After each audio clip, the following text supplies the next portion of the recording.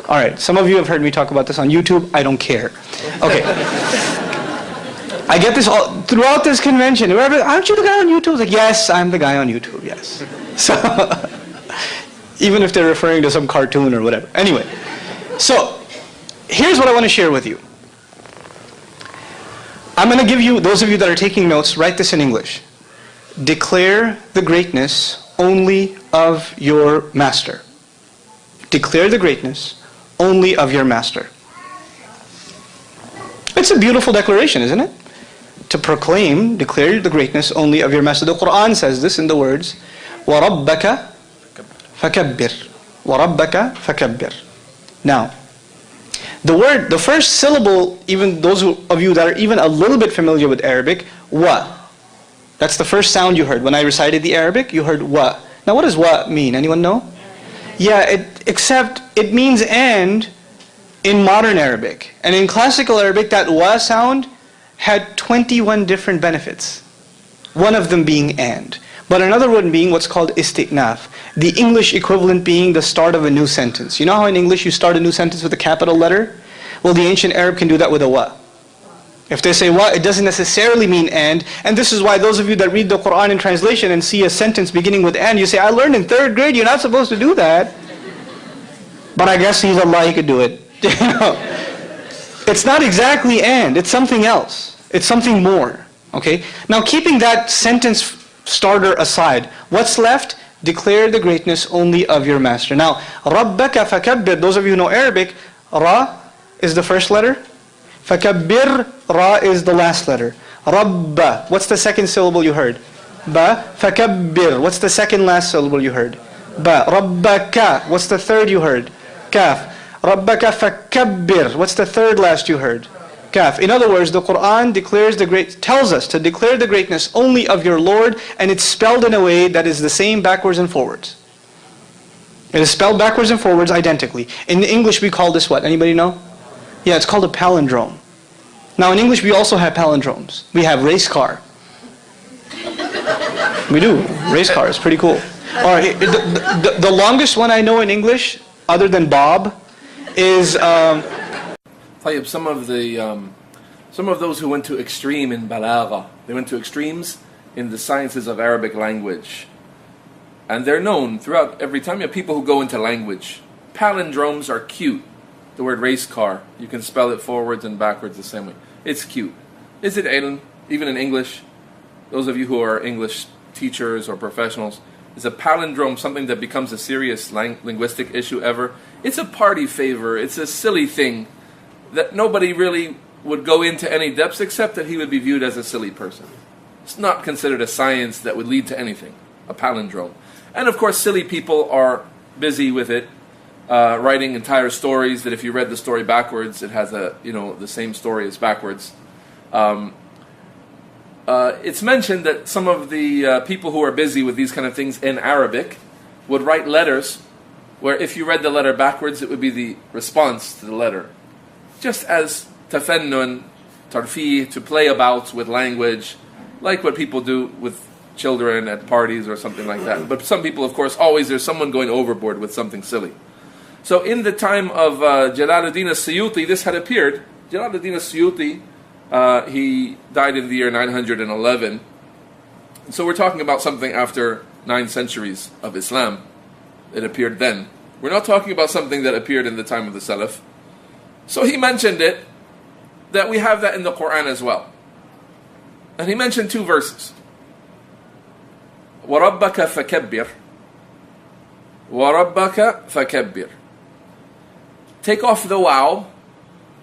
It's not a true palindrome because you have to take off a letter. A palindrome, you don't need to take off any letters. But it's a partial palindrome. After you adjust it with your human adjustment, it becomes a palindrome. وَرَبَّكَ فَكَبِّرْ. So it's رَبَّكَ فَكَبِّرْ. Ra, ba, kaf. رَبَّكَ, fa in the middle. Kaf, ba, ra. رَبَّكَ فَكَبِّرْ. طيب. Is it a miracle?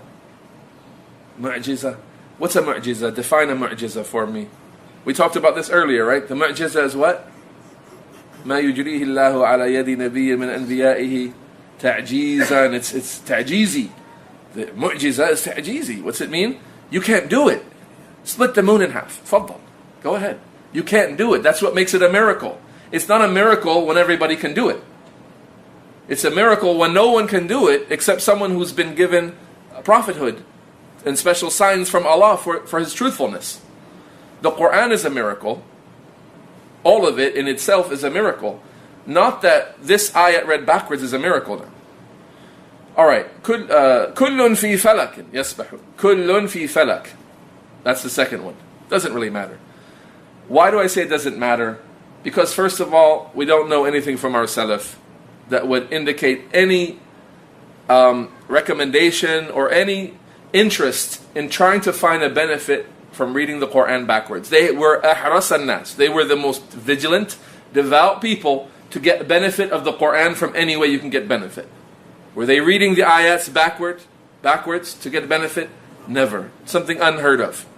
Only in the modern times when the people's minds have become corrupt and they've become busy with what does not benefit them. Secondly, reading the ayat of the Qur'an backwards resembles what?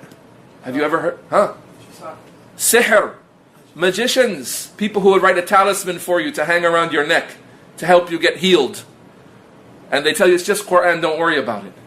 Ask the people who know, open them up. It's always Qur'an written backwards. It's always names of demons and devils. It's always a numerology, configurations of numbers and things that are in strange patterns. Sometimes directly, ya Iblis and things like that. And they tell you it's Qur'an hanging around your neck. Never do that. Never allow someone in your presence to have an amulet around their neck where they say, I have Qur'an in here, or I have some dua in here that a sheikh made for me. Ask them, please, can we open it up? It's no problem if we open it up and look at it. Then you see what's inside of it and you can show the person for themselves. Anyway. So it resembles musha'widin and sahara. The people who are charlatans, the people who are into black magic and things like that. Reading the Qur'an backwards. You find that the magicians are requested by Iblis or by his junud, by his troops, by his awliya. They are requested to write an ayat backwards, rip it up, urinate on it, and these kinds of things. They're requested to do these things. So giving some precedence to the ayats written backwards is not from the way of the Muslims in any way, shape, or fashion. Let alone, we're talking about tafsir. So first of all, it's not known from the Salaf. Secondly, it's known to be from the way of deviant, satanic people, magicians, occultists, and so on. Furthermore, it's not tafsir in any way whatsoever. Tafsir, the meaning of tafsir is al-kashfu wal-ilahu li muradillahi ta'ala min kalamihi al-munazzal ala Muhammadin sallallahu alayhi wa sallam. The definition of tafsir is to give an explanation to explain the meaning of the words that Allah revealed to the Messenger sallallahu alayhi wa sallam, the Qur'an. That's tafsir. How is this tafsir? That you can read the ayat backwards, it has the same exact letters, the same exact meanings. What would the tafsir be anyway? If there was something permissible to look at, what is the meaning? It's the same as when you read it the other way. It doesn't have any meaning. So what are you getting out of it? Except silliness. Fourthly, how could you call it a mu'jiza? Aside from it not being the way of the Salaf, aside from it being the way of the musha'wadeen, the way of the occultists, aside from it not being tafsir, not from far, how could you call it a mu'jiza? A miracle? Simply, is the word race car a miracle? Race car, is it a miracle? When you hear the word race car and someone told you race car can be spelled forwards and backwards the same way, do you say, oh, it's a miracle? You're laughing. People would laugh at this. A miracle? And that's a pure palindrome. You don't have to take any letters off. Fifthly, it's not even a palindrome until you remove letters and interfere with it yourself. So then comparatively, sixthly, it's weaker than the palindromes the kuffar have, in terms of it being a palindrome. It's not pure. You have to change it to make it a palindrome. Seventhly, other people can make bigger palindromes. So how is it a miracle? Kufar, go look up palindromes on Google. You'll find websites dedicated to palindromes. You'll find pages. You'll find someone wrote 10,000 word palindrome. So how is kullun fi falak a palindrome? Kullun fi falak. I mean, how is it a miracle? Sorry. How is it a miracle? What about it is miraculous? People who would spread this kind of tafsir obviously did not study from Ahlul Ilm. They did not take this kind of tafsir from the scholars. Who are they? They are people who take whatever they can find from any books, and they tend to mix the worst of all of the books in tafsir, the latecomers especially, to mix all of the mistakes and the worst things and put them all together and not be able to distinguish. The same person reads from a Zamakhshari. Zamakhshari is, Mu'tazili. And the scholars warn against his tafsir, even though it's strong in language, they warn against his tafsir, and they say that students of knowledge should not be busy with a Zamakhshari. Some scholars might go into it here and there, but you find in the West someone speaking English, giving lessons in tafsir, and he's reading from a Zamakhshari and a Sabuni and all kinds of Asha'ira and all of those things, and he ends up with this kind of tafsir, and it's not shocking. And it's said about him that he's a specialist in tafsir. And this is the tafsir that he comes to, race car, the race car miracle, and وَرَبَّكَ فَكَبِّرْ, it's a miracle, backwards as it is forwards. Not tafsir, this is dalala, this is going astray. Because if we were to encourage this kind of thing, and if we were to think it's praiseworthy, think about how many people would be going home right now with a mushaf. Now I'm going to find a palindrome. They're reading the ayat of Allah backwards. Look at the result. If we said, no, it's tolerable. Everything you said is ghulu. Everything you said is just going overboard. It's actually, because the Suyuti mentioned it, it's from the sciences of tafsir. It's in his book, Al-Itqan, fi ulum al-Qur'an. So because it's in there, it must be a correct, valid science of tafsir. Or at least tolerable. You can't say something really negative against it. What does it lead to? What's the reality of what happens when people say, okay, that's interesting, it's acceptable to mention? It's going to happen. You're going to find all kind of people looking for their palindromes in the Qur'an. And what's the benefit? What would you ever gain out of that? Imagine if you spent 1 hour of your life looking for a palindrome. What would you gain in your life? Nothing. You waste your life. If anything, you would be misled.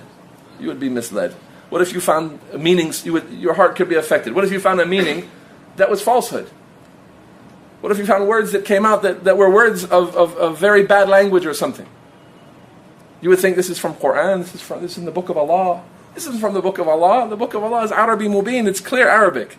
It's read from right to left if you didn't know. It's not read backwards. That's not Arabic. Anyway, هذا والله أعلم وصلى اللهم وسلم وبارك على نبينا محمد وعلى آله وصحبه أجمعين.